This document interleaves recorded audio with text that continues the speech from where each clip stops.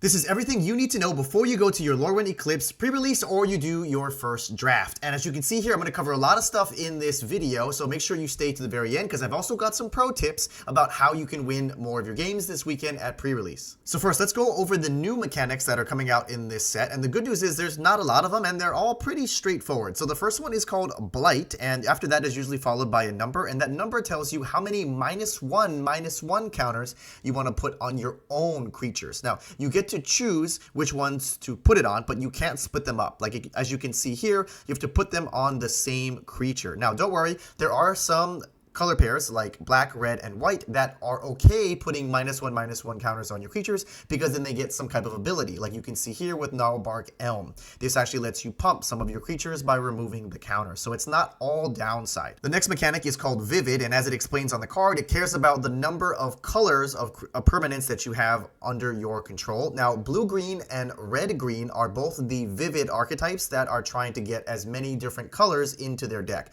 Those two color pairs and archetypes are also a little bit more controlly and slower in the format because they want to draw the game out so that you can actually get multiple colors of permanents on your side of the battlefield. And then you'll get more abilities just like here with Kithkeeper. And the last but not real mechanic is just that there's a new type of card type, which is Kindred, and it'll follow either like an instant sorcery or, as you can see here, an enchantment. And all that basically means is this card or this spell will count for any other abilities or cards that care about the number of, for example, goblins or elementals. So even though this is an instant, there are other cards that care about every time you play an elemental spell. This would still trigger it even though it's not a creature. And then in general, this is a Lorwyn set, so there is a Creatures Matters theme in terms of like the different tribes, which is what I'm going to break down next in the different archetypes. So first is Blue-White, and this is all about merfolks, and basically they care a lot about convoking out bigger spells for cheaper and going wide, and as you can tell, they both synergize together. Red-Black is all about goblins and either being really aggressive or finding ways to get benefits from blighting yourself. And they do want to kill some of their own creatures, as you can see here with Boggart Cursecrafter, because when you get to kill your own creatures with your blight effects,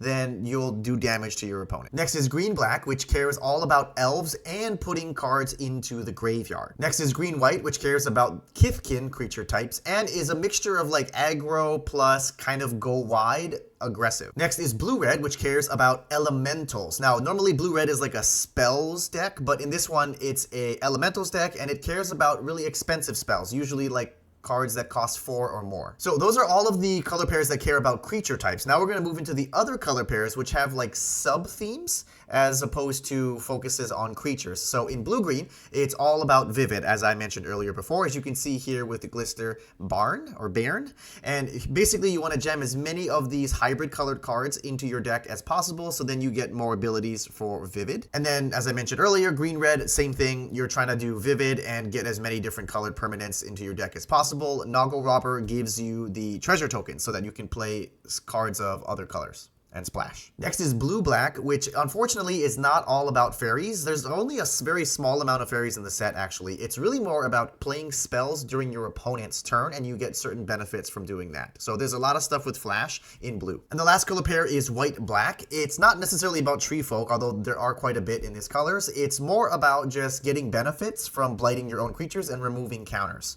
And it's a little bit on the grindy reanimation side. Next is Red-White, which doesn't really have a true theme at all. I mean, as you can see here with Feisty Spikeling, it is a typical Red-White kind of aggro aggressive deck, and it also cares a little bit about counters, like -1/-1s, and then removing them to get certain abilities. But overall, you just want to play pretty aggressive with this. Next, let's talk about the counterspells in the set that you need to be aware of. Good news, everybody, there's only 2, and they're both pretty bad. So I think this set's going to be kind of fun because blue does not have a lot of good counterspells that people are going to play. Spell Snare, you should, by the way, never play this in Limited. It's good in other formats, but not in Limited. And then Wild Unraveling is basically just a really expensive straight up cancel. Now let's talk about all the different combat tricks that you can run into in this set. And bad news here, there are tons of them. There's a part 1 and a part 2. You can see all the different types of combat tricks and stuff with flash on the screen here. And also keep in mind that some of these have convoke, like appeal to your Iridu. So because they have convoke, even though your opponent is tapped out, just remember they can still play combat tricks. And I think that's going to get a lot of people, especially earlier on in the format and at the pre-release. And then this is the second page full of combat tricks. As you can tell, there's still so many that you have to think about in this set. So combat is going to be very tricky. Now, I also want to point out that blue in general just has a ton of creatures with flash. So if you're playing against someone in blue, just expect them to be flashing in bigger creatures, maybe like 3/2s or 4/2s or 4/3s to try to ambush block you and things like that. So just be very, very cautious and think through all your attacks and what you would do if they were able to flash in another blocker and all that type of stuff. Okay, next let's talk about the board wipes that you need to play around if you are trying to go wide. And good news here, there's not a straight up board wipe in this set. Normally we get at least one, maybe two, especially in white or black, but in this set there's really not a true board wipe here. There's, deal damage to all creatures. There's put 2/1/1 counters on all creatures, and then there's two rares, Winnowing and Soul Immolation, that are kind of like board wipes but aren't really true board wipes in a way. So I don't think you necessarily have to play around these too much. Winnowing also is not a good card, by the way. It's one of the trap cards that I called out in my best rares video, since you're going to want to watch right over here also before you go to pre-release to make sure that you're playing all of the best bombs and not falling into any traps. And then Soul Immolation is a mythic rare, so I'm not sure how often you're supposed to play around it. And also, they can only blight X equal to the greatest toughness amongst creatures they control. So just kind of be wary about that, and I don't know if you necessarily need to play around board wipes too heavy in this set, but yeah, just keep in mind there's a lot of deal 2 damage. Alright, so now let's get into my pro tips and general tips for sealed this pre-release so that you guys can win more of your games and get more of those extra packs at your pre-release. So the first thing is when you're playing sealed, you typically want to have at least 6 removal spells. Now, usually you are okay maybe with like 4 in like a draft format or something like that, but in sealed, because everyone's opening up 6 packs and typically you get like a promo rare and stuff like that, the power level in terms of the number of bombs and really good uncommons that's in everyone's deck that you must answer and kill is just going to be really high because, it's sealed. And make sure if you don't have enough, it's okay to splash for removal because sealed is typically a little bit slower of a format. So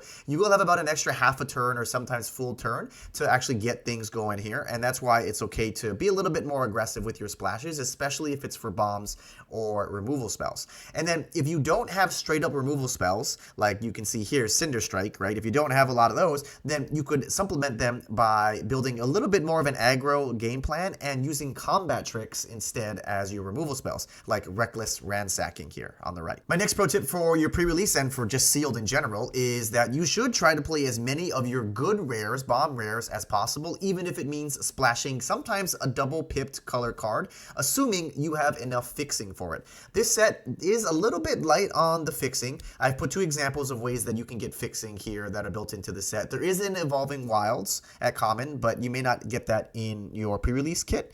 And then there's a few other ways to fetch lands. There's a Shapeshifter colorless for 3 mana that lets you fetch any basic land from your deck, which is also going to be really good, so you should try and play as many of those as you can.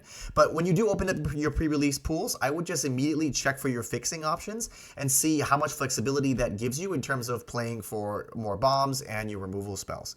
And I would say to try to stick to no more than 3 colors in your pre-release decks. I know it's super tempting, especially if you open up like a super awesome bomb rare in a 4th color, but it's just going to be too hard on your mana base, and you're going to end up mulliganing too many, or you're just going to lose games from mana screw. So stick to 3 colors. My next huge pro tip for gameplay actually in the Lorwyn Eclipsed pre-release and just limited format in general right now is that a lot of cards have Convoke, and Convoke basically makes cards free. So when your opponent is tapped out, don't assume that you can just do whatever you want on your own turn. And there's still a lot of things that they can do even with their creatures. And one play mistake that I typically make, which I know, reading the card explains the card, but Convoke gives you the color of the creature that you tap, not just colorless mana. So I made that mistake actually in one of my other games, is I thought it only gave me colorless. Make sure you're cognizant of that. And also on your own turns, like for example with Temporal Cleansing here, because this is a sorcery, you have to use it on your turn. But remember,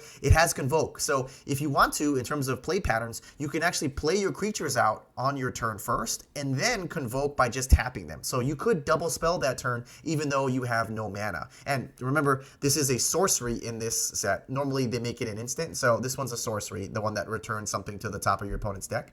And then same thing with this combat trick, you can actually use Appeal to Irdu if you're tapped out, and so can your opponent. So just be very cognizant of this as you're going through all of your combats and thinking through the different potential options that your opponent can have in their hand. And then when you're playing on Arena, just remember there's going to be a lot of annoying stops because of the Convoke mechanic as well, but it should give you some hints in terms of what your opponent has in their hand. So that's everything you need to know before you go to your Lorwyn Eclipsed pre-release event this weekend. But if you want to know what the best rares are in Lorwyn Eclipsed, you're going to want to watch this video right over here. And I also talk about the tier 2 rares and the trap rares that you definitely don't want to play.